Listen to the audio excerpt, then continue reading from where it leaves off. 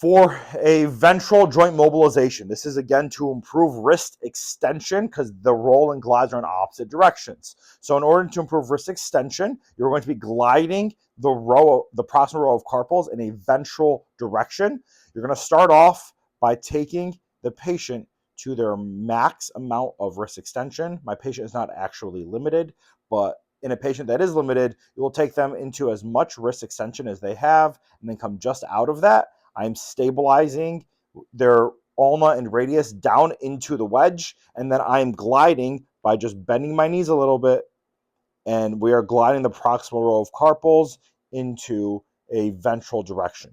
You could also, if it is the distal row of carpals that is limited, just move their wrist onto the wedge a little bit more to block the proximal row of carpals.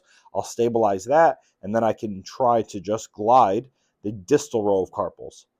This is only possible if your hands are an appropriate size for your patient. If you have a tiny little wrist and you have big hands, that is not going to be as easy for you to glide the distal versus the proximal row of carpals.